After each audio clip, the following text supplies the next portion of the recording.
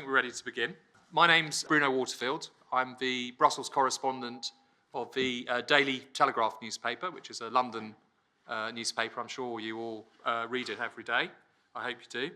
We're having a discussion here about international views on Britain to see how others see this country. Now I'm going to introduce the panel. First of all, not in any particular order in which they'll speak, but just so you know who they are. Over here, we've got Sebastian Borger. He works for lots of newspapers, the Berliner Zeitung, the Basler Zeitung, the Standard Austria. He's an amazingly experienced reporter. He's worked for Der Spiegel, which is one of Europe's most influential magazines in the past, and he's regularly on the BBC World Service. And then sat next to him is Paola Totaro. She's the president of the Foreign Press Association, who have helped, or indeed have organised this event. The Foreign Press Association is a very illustrious body. It's it was the first Foreign Press Association in the world. It was set up in 1888 by French journalists who'd been sent to London to cover the Jack the Ripper murders, because the Jack the Ripper murders was when newspapers started selling over the million mark. So you have Jack the Ripper to thank for the Foreign Press Association. Paola is an Italian-born Australian. She's won many awards. She's written for The Guardian, The Independent, The New Statesman. She's an author, and she's regularly on BBC Radio and Monocle. Then here on my left, I have Florentin Collin, who works for Le Figaro, which is the best written of the French newspapers. For sure, he's been here since 2011. He's been very, very busy with the Scottish referendum, very, very busy with British politics, Euroscepticism, the rise of UKIP, so he'll be very engaged for this discussion. Then next to him we have Maria Tabak, who works for REA Novosti, Russia Sevodnia. She was here in London in 2007, 2009, then Washington. She's now chief correspondent here in London, so she'll be able to make some interesting comparisons in terms of America and Britain, I'm sure. Maria's a very hard-working journalist. I've seen her on jobs before. One of the things about journalists, you all recognise each other's faces because you go out on these sort of big press packs. So what we're going to do is we're going to begin with one of the accusations that's frequently made about the British these days, that we're little Englanders, that there's this sort of anti-foreign strand running through British consciousness and British life. We're sort of isolated, we're divided from Europe by the Channel. Sometimes people say we feel closer to the Americans way across the Atlantic. So we're going to start by looking at this accusation. Are the British really anti-foreign? Florentin, who of course is a foreigner, what do you think? It depends who you listen to. It depends if you listen to the press, read the press, or speak to the people. It depends where you are, because when you are in London on a bus, you barely hear English spoken, and it doesn't seem to create any trouble in the minds, or it's not very outspoken in the minds of native British people or Londoners. So it seems very comfortable to be a foreigner in London, even though there is a massive number of foreigners and an incredible number of different nationalities, idioms, languages spoken, and you don't feel rejected for that. Then you go to a place like Clacton-on-Sea or Boston in Lincolnshire, where you hardly meet a foreigner, but everybody says, oh, there are too many of them, too many of us, too many of foreigners, too many Europeans, we need to get rid of them, we need to send them away. In Clacton, where Douglas Caswell was elected as first UKIP MP a couple of weeks ago, there's less than 5% immigrants. But in the conversations there, it seemed to be the major problem they're facing. So there is a very big ambiguity. I don't even know if British people know exactly what they blame foreigners for. The whole benefit tourism issue seems to me not very serious, even though politicians speak about that all the time. I don't think foreigners come here to use your wonderful NHS services. So yeah. I absolutely agree. There's a very similar experience. I mean, I came from Australia, and Australia sees itself, I mean, it's only 200 years old, the European component is, and it sees itself as a multicultural country. And yet, when I arrived here, London is really multicultural. I came over on the bus to the Barbican this morning, and I was the only white face and English speaker on the bus. But as you say, it is an entirely different thing when you leave London. And I think that's what Australians, for example, don't understand, that there's this massive difference between London and the rest of England. And that's, I suspect, where the conflicts lie, I think. Sebastian? Because, of course, have you ever come across, because, of course, there's a bit of a history between Britain and Germany. Can I throw in the big Scots? Yeah, do. Absolutely, throw it in. Because, I mean, that's part of the problem, isn't it? You talk about England, and in fact, you've got components here which are more or less keen to stay in the United Kingdom. I don't see it at all. We are little French, we are little Germans, we are little Australians, little Russians. Always, when there's difficulties, economic difficulties, come on, I mean, this is no new phenomenon. Yeah.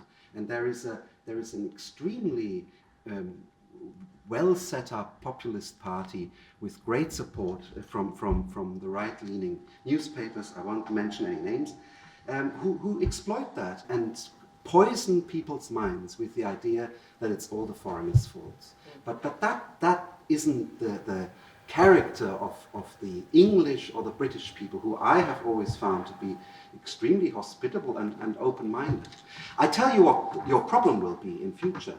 You're giving up on foreign languages in schools. My boys go to state schools where you're allowed to give up a foreign language age 13. Until then, you haven't learned very much at all, then you give it up. And learning a foreign language is part of experiencing a different culture. You're giving up on that. That's partly to blame on the curse of the English language, which of course everybody speaks more or less well.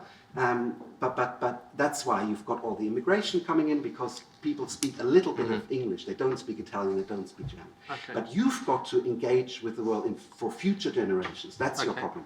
I'd like to come back to that in a minute. Maria, the Russians nowadays are often accused of being, well, not even little Russians, but the big Russian, big dangerous Russian bear. So as a Russian, how do you feel about this idea of the British being anti-foreigner? Well, to be honest, I never felt any anti-foreigners attitude here in London or in Britain, and I would definitely say that British people are very, very open-minded, and in spite of the fact that I survived here several political crises, like Litvinenko case and now current political situation over Ukraine, but nevertheless, British people are very kind, very interested in Russian culture.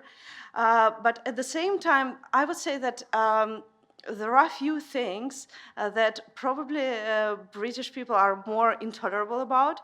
And first of all, I would say that they consider themselves as keepers of real English.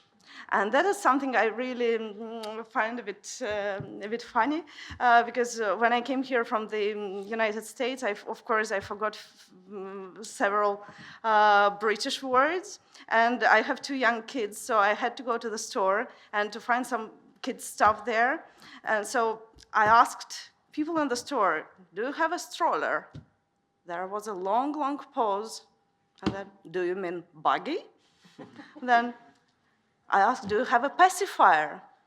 Even longer pause. "You mean dummy?" And so at that particular moment, I felt that I really did something wrong. But at the same time, who would argue that definitely British English is probably the best? Let's talk about the language thing then for a bit, because it is quite interesting that English is a global language, and it becomes a bit of a refuge, perhaps, or it means that the British don't have to take up another language. When I was first in Brussels at the beginning of 2003, before the sort of enlargement of the European Union, the lingua franca was French, and there was a very grand Frenchman there at the time called Valéry Giscard d'Estaing, and he used to complain bitterly about what he called Brussels French, the deadening effect of when a language becomes used not by its people, but by institutions, bureaucracies, because diplomacy is a form of bureaucracy. And of course now English is the lingua franca anyway, or a type of English, Globish, I think, as a French author called it. So Florentin, the French are quite, probably in a way more than the English, are defenders of the purity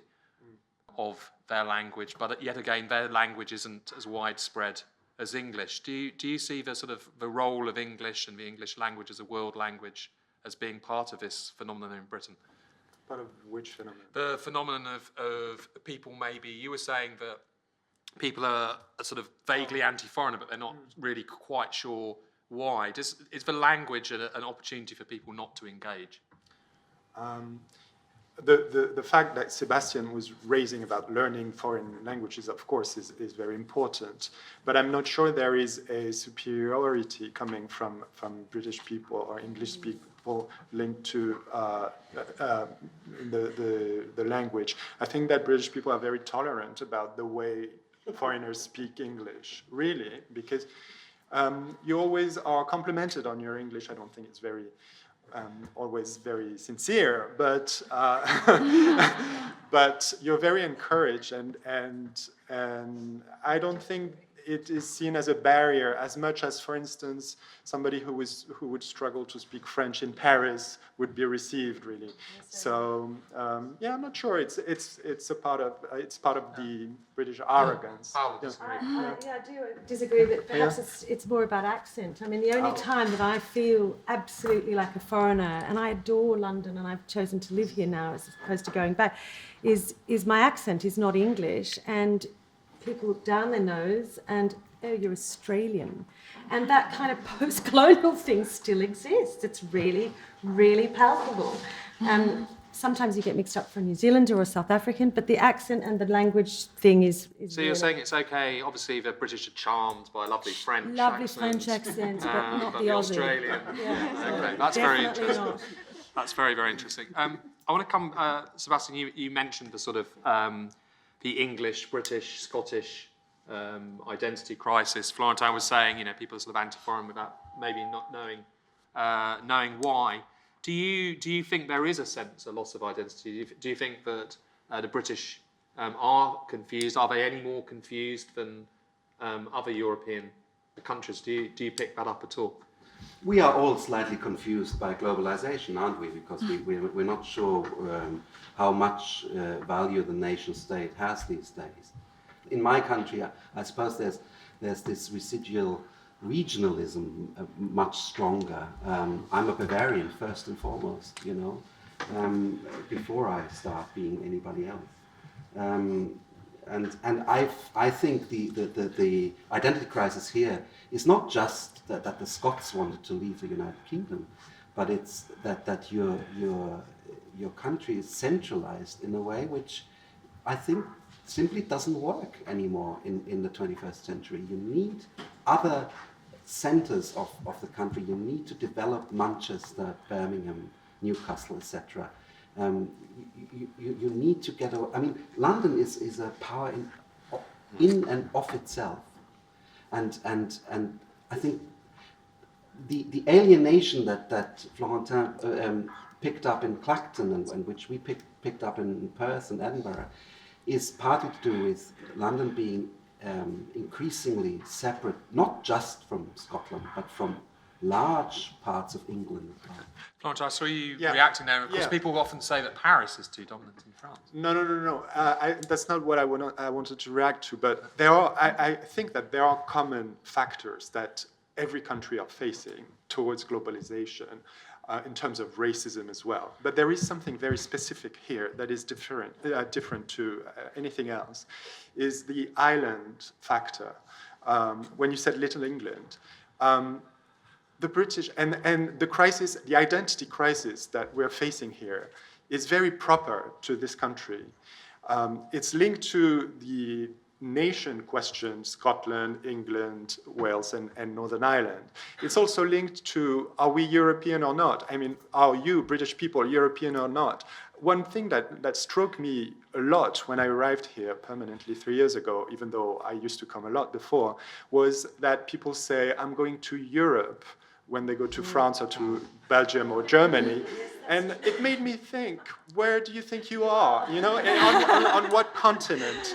And, you know, think of Japan. Do they think that they're going to Asia when they go to China? And it's really something that touches to the core, I think, of British identity, is who we are, what part, you know, so are we British, are we European, or are we just English, are we just Scottish or Scots?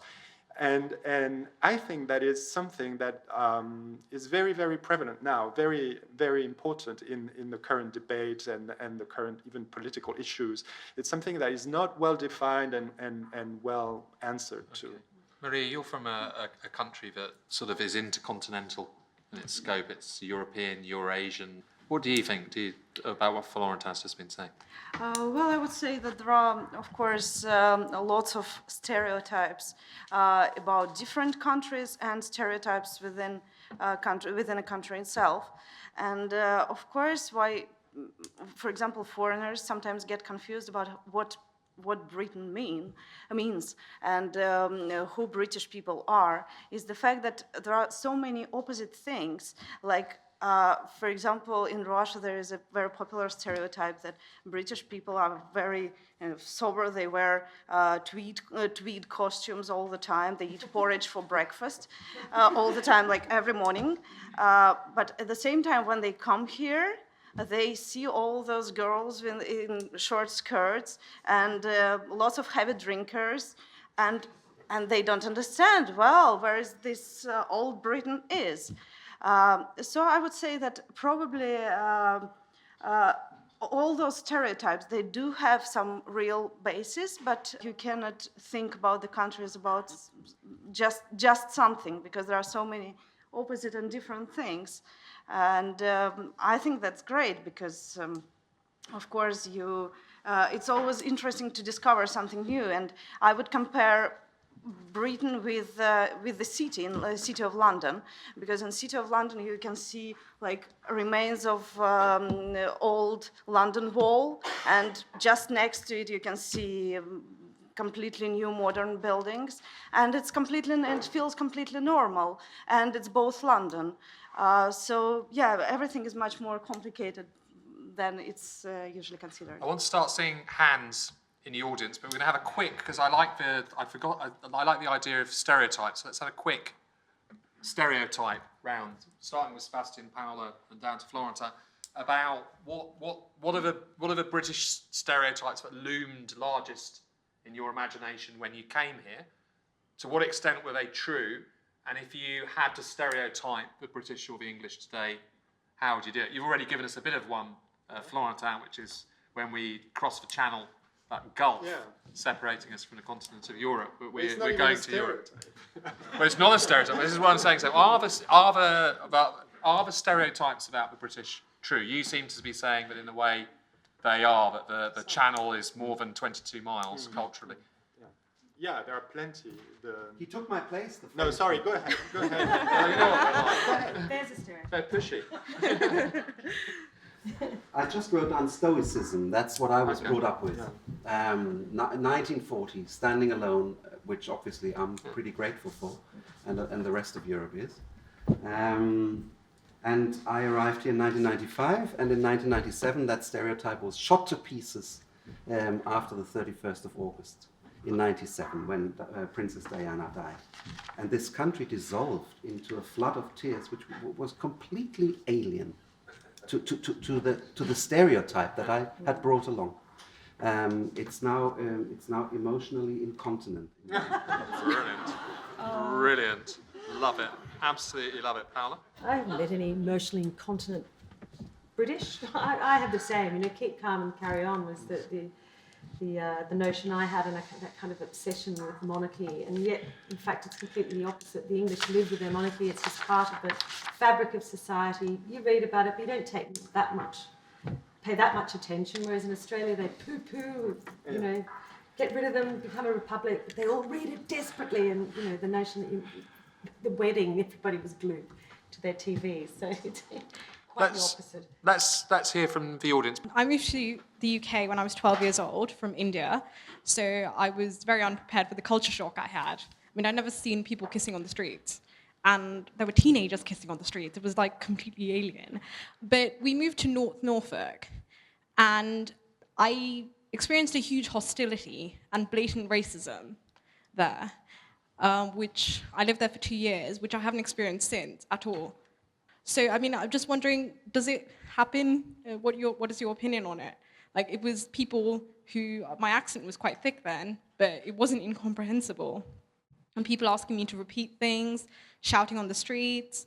So it was, you know, I'd never experienced something like that. And I've never experienced something like that since. So is it isolated areas? Was it just a unique experience? Or do you think there are factors that encourage it in some areas and they don't in some others? I was rather hoping that each panel member would give us a kind of little synopsis, if you like, of the impressions from their country of the UK. And for me, it's been a bit fragmented by asking them specific questions. I'd rather like to see what they spontaneously come up with. How do your countries, respective countries that you know, how do you see the UK today?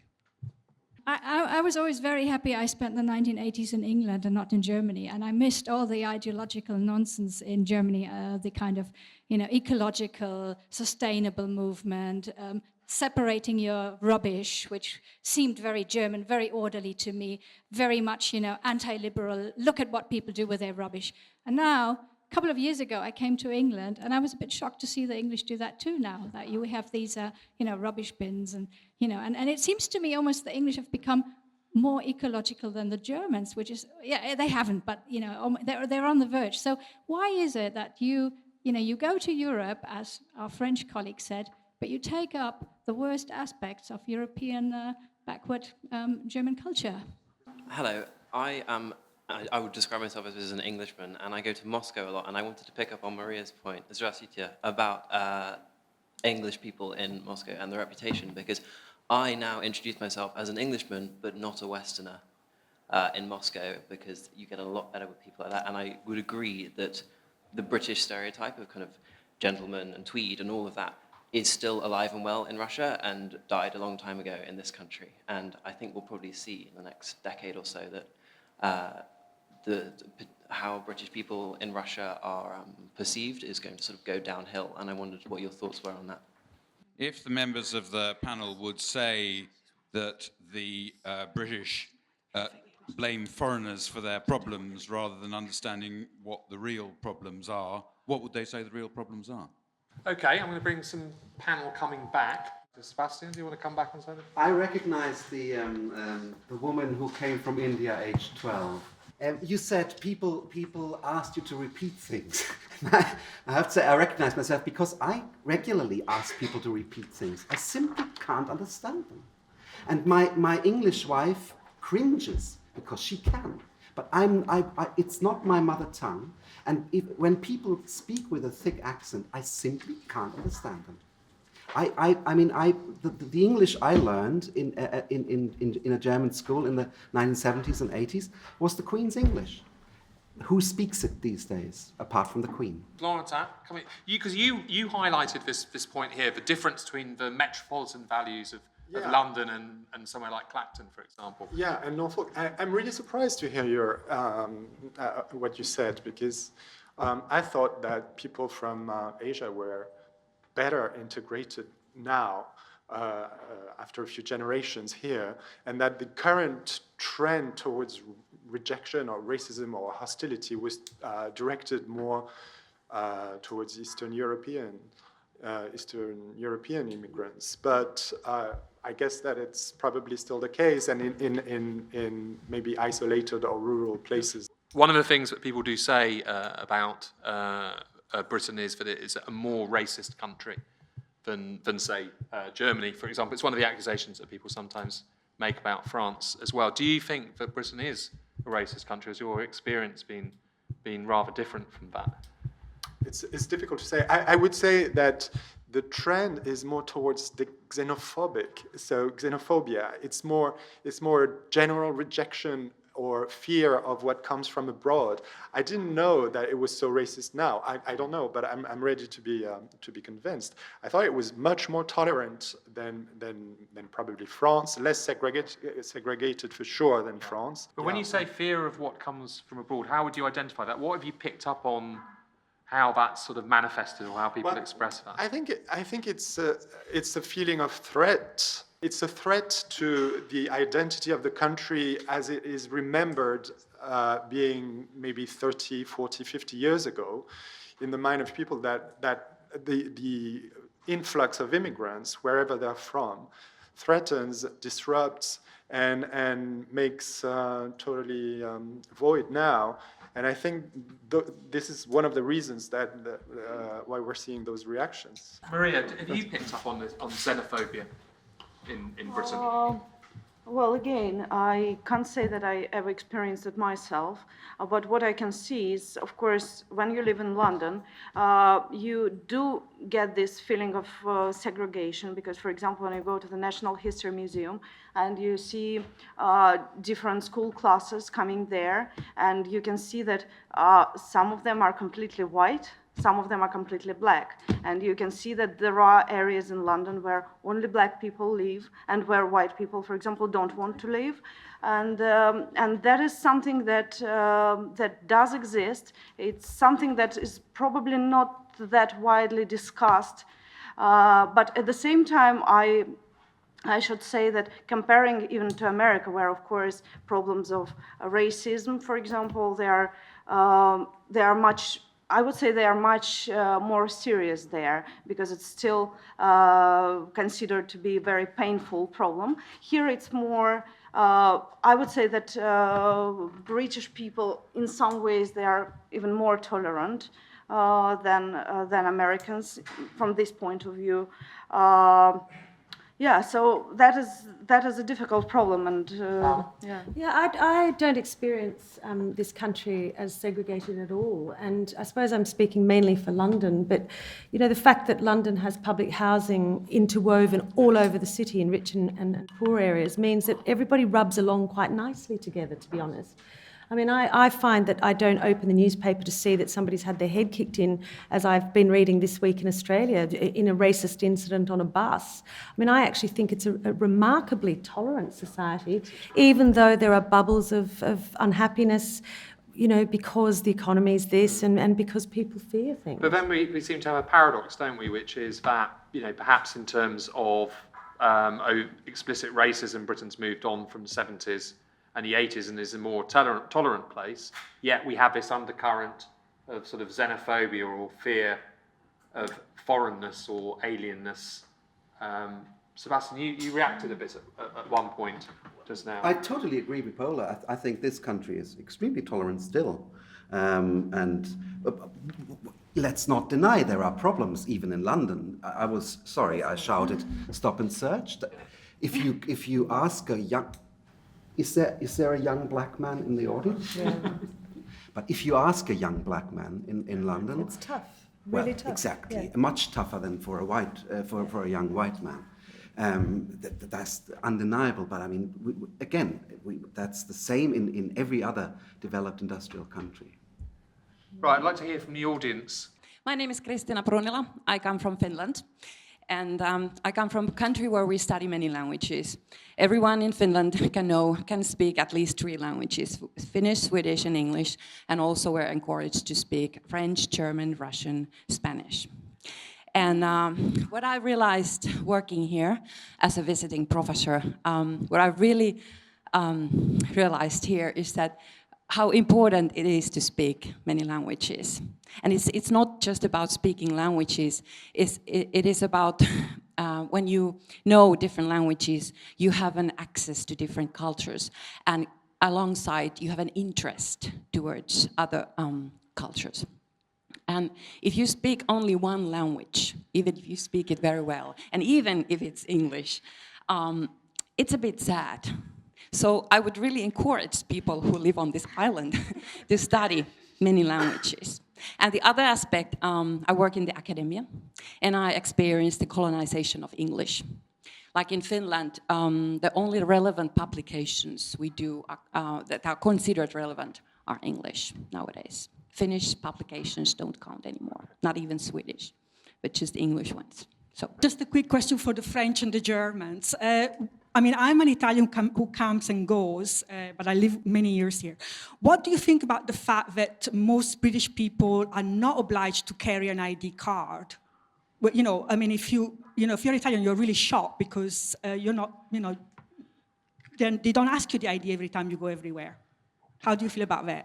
Hi, just a couple of quick questions for the panel. First of all, I'd like to understand there's the well-worn phrase that Britain punches above its weight in world affairs. Now, I'd like to understand from the panel's view whether you think that's just an illusion or a delusion for British people.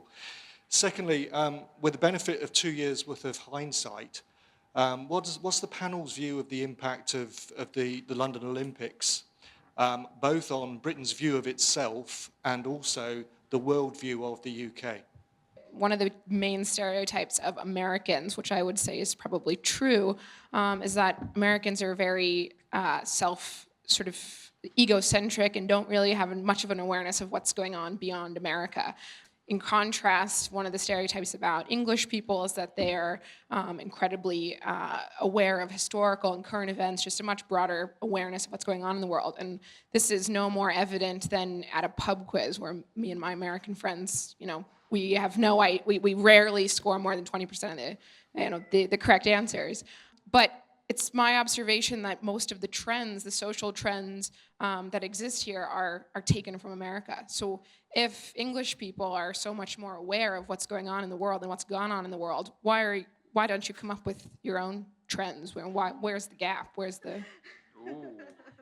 The economic crisis and the globalization have created a lot of tensions, not only in Britain, but also in other parts of Europe. And particularly in relation in Europe to the Eurozone and the Euro, and also in relation to the freedom movement.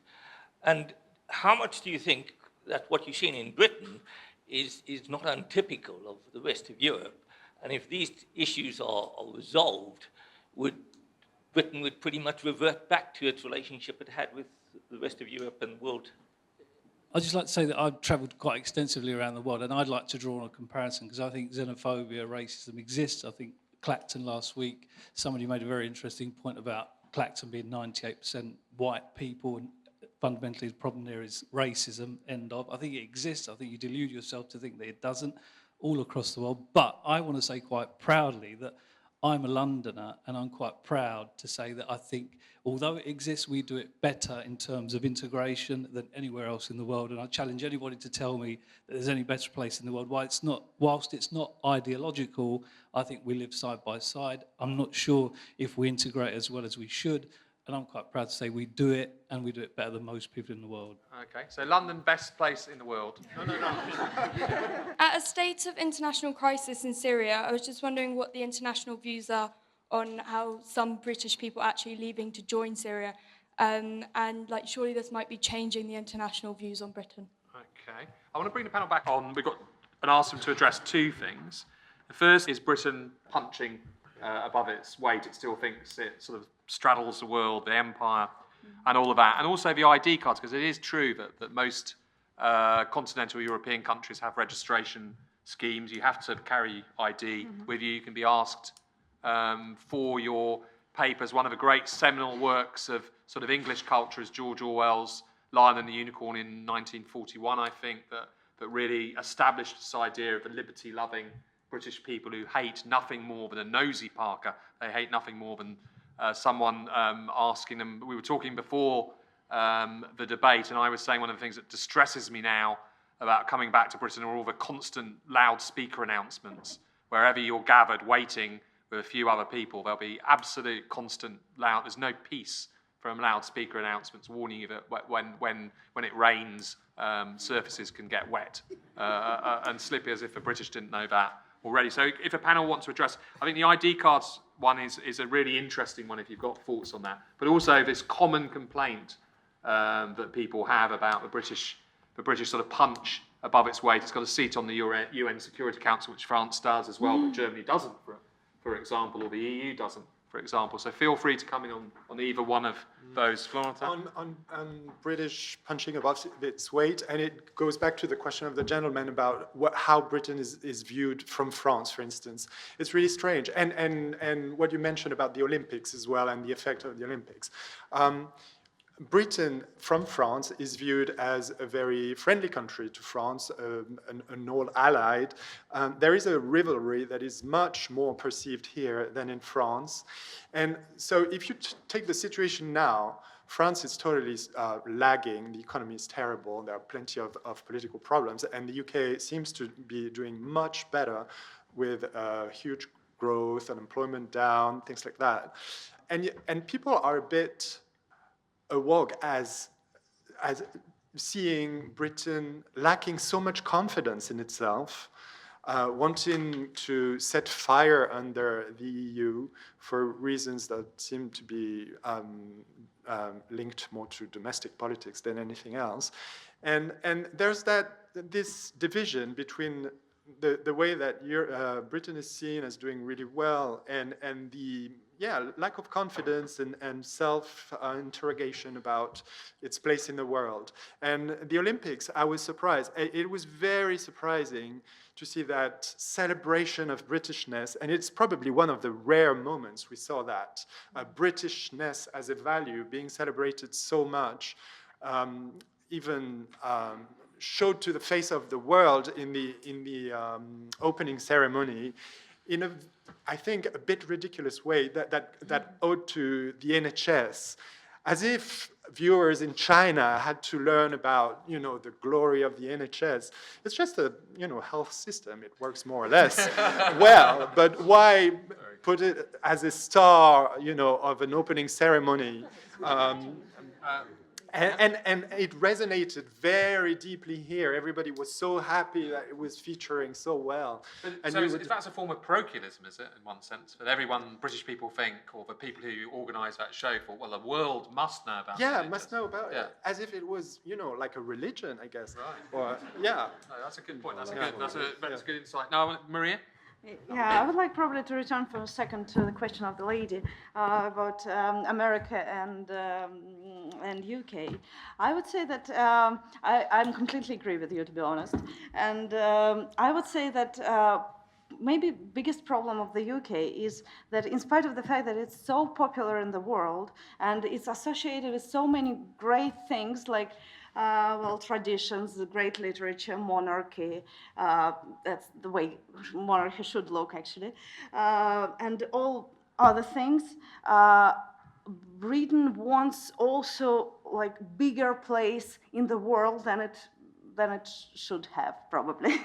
And that's why probably the UK always follows the United States in terms of politics, which is sometimes considered as a wrong thing even by British people.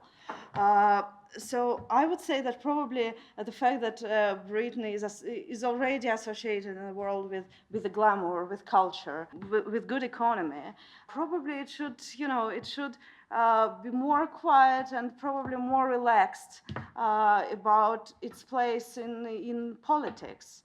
Probably that is not that important because Britain already has its place in the hearts of other nations, and I can say for Russia that it's definitely true. Yeah, to go back to that punching above their weight, I was in Moscow last week with a group of journalists and they represented 12 countries, so I did a quick vox pop to see how they saw Britain. And some from Turkey, China, all over the world, Brazil, and every single one of them said stability and authority, which I thought was really interesting because somehow British are not confident about themselves. And before the Olympics, everybody thought, we're going to be embarrassed and it's going to be terrible. And then when the thing happened, everybody was so happy. So I think it's something that you project, that the Brits project really well, but they don't perhaps feel themselves. Well, that's what I know. Do you agree that the British lack a certain level of confidence in projecting? It's a weird mixture, isn't it? There is that, and there is still the residual arrogance, which Paola talked about particularly towards the former colonials, but also about some Europeans. I thought that the Olympics was great for British soft power. I mean, the concept of Joseph Nye, which says it's increasingly important in the 21st century to have soft power, to influence people with your values, with your example. And I think Britain does that very well. You know, please, let's not forget what Britain pays in terms of foreign aid. It still has one of the fourth or fifth biggest and best army in the world. It punches, maybe not above its weight, but pretty well within its weight. Whereas a lot of other countries, my own included, doesn't want to punch, and that's in a way an abrogation of responsibility towards the rest of the world. Okay.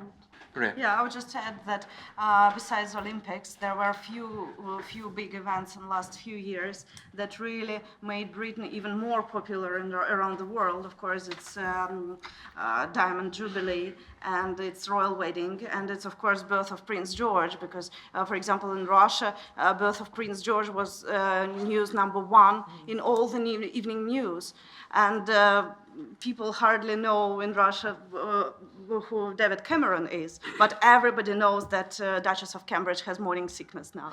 So Yes. Listening to the panel today, you've all been very kind about Britain. It's been 90% positive messages, and it seems like the problem isn't international views of Britain, which is the title of the talk. It's British views of Britain. I mean, we want to pull the union apart. This xenophobia is about rejecting anything foreign and returning to some earlier state that presumably never existed.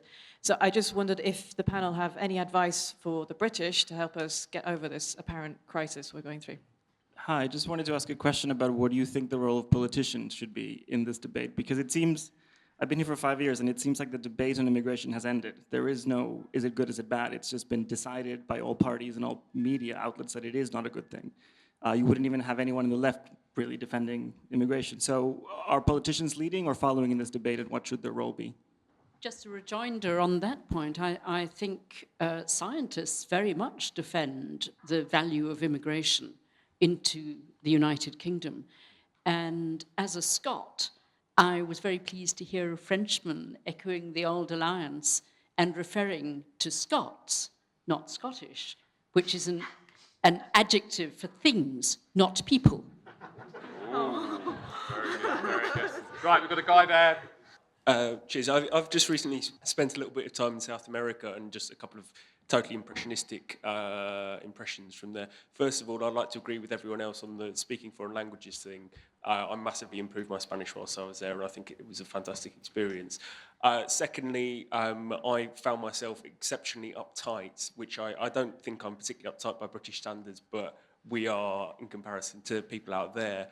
And I was going to say something intelligent, I've forgotten it. But to go on, Argentinians' nickname for us is pirates, I believe to do with the Falklands War, which is an interesting one to add into the kind of general view of how we're seen around the world. I know we're very happy when we got kicked out of the World Cup, but everyone was very nice to me as well, so yeah.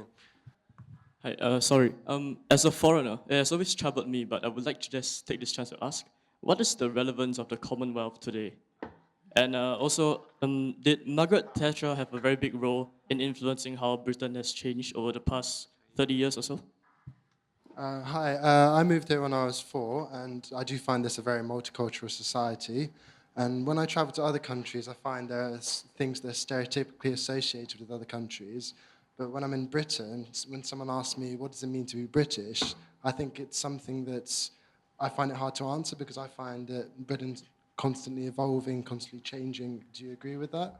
I was wondering what your views are of the British government, and if they're more right-wing or left-wing than your own governments. You mentioned the British identity, and if you look back enough, I mean, a lot of the people in this room probably have French or Viking heritage. So what does it actually mean to be British, apart from holding a passport? I wanted to talk about the whole notion of Britishness. It's like we're kind of treating it as a homogenous identity. And I came over here 2 years ago from the Republic of Ireland, and I noticed kind of subtle differences between the north and the south. You know, there's people within the south of England who don't like the north of England, And then they don't like the Welsh as well. Like, they seem to be quite hostile to the words Welsh. And I worked in retail. I remember like calling up to Scotland, and English people were like, no, if we call Scotland, like, they're not going to send it down to us. So I was wondering about the differences within this kind of like, we're treating it as a homogenous entity, but like in reality, like, it's actually different, you know, because you could say like nations are imagined states. And I want to know, like, you know, and now we're talking about like, you know, the end of the world order and stuff. We're calling this into question. I want to know where that sits in the overall future of Britishness. Okay, so to sum up, you can give, if you like, your synopsis of your view of Britain. Feel free to advise Britain and the British on what they should do next. So helpful advice, I think, would be useful. To react to a few of the questions that were asked in that session, and also to your question about stereotypes before arriving here. I was always told or thought that British people were anti-ideologies and very pragmatic. And what I find is the total opposite, actually. All the debates on immigration, Europe, Britishness even, or wars are ideological. I think that the current debate on immigration is an ideological one. The debate about how should we be part of Europe or not is ideological because on a practical, in a practical way, you are part of Europe, and it's obvious that there are more benefits of being part of Europe than out of Europe, in my mind.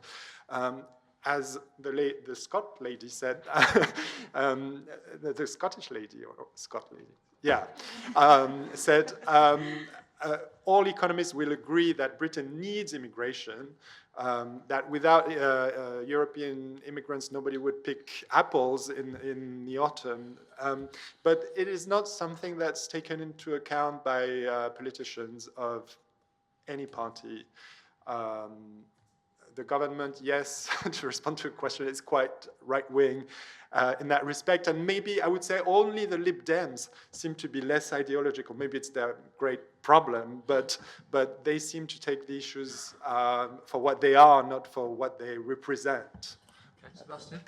I'm very grateful to the young man who talked about what the UK is nowadays. And he said it's constantly evolving. That's the answer I shall give my editor next time he asks me what British politics looks like. It's constantly evolving. I can't really write about it today. I think, look, there's so much to be proud of in this country. I think your journalists are terribly tough on your politicians, which on the whole are extremely corruption-free, and most of them are doing the best they can. It's not always terribly good what they do, because partly you don't value them, you don't pay them well, you don't give them any privacy whatsoever, and if you carry on like that, people will simply not want to be part of public life anymore. They'll disappear here in the city and or pontificate on the BBC Newsnight and rake in hundreds of thousands of pounds every year, whereas your average MP gets something like, £72,000 or something. That's my advice. Yeah, I couldn't agree more. I think you've got an enormous amount to be proud of. Tolerant, stable, vibrant, constantly changing. However, you can't sit on the fence about Europe anymore. I think outside of Britain, Britain looks like it wants its cake and it wants to eat it too. You can't have little tanties and say you want this and not that. So Europe, the decision about Europe is really important. And I think in terms of media, I don't think, apart from Bruno here, I don't think Europe and the EU and the great importance of that body or that alliance is well reported. I think most of the tabloids, really, the reporting of the EU is horrendous in Britain, and it's no wonder that people think that it's all about bent bananas. I mean, it's really bad. That's your paper. I'm a great writer of bent banana stories, of course. Sorry, Maria. Yeah, it's difficult to be the last one because I agree with all my colleagues. I would say that, really, British people, you are really should be very proud of what you achieved. And other nations love you and love your literature, your culture, love your porridge, love your English breakfast, love your afternoon tea, love your Olympics. And I can keep going on that. And my only advice would be just remain the way you are, and don't try to get everything, because really it doesn't matter if people know who is Philip Hammond, or it really doesn't matter, because everybody knows who is Sherlock Holmes and who is Elizabeth II. And yeah, so just remain the way you are. That's the best thing. Just remain the way you are. That's nice advice. I'd like to give the panel a big hand, please.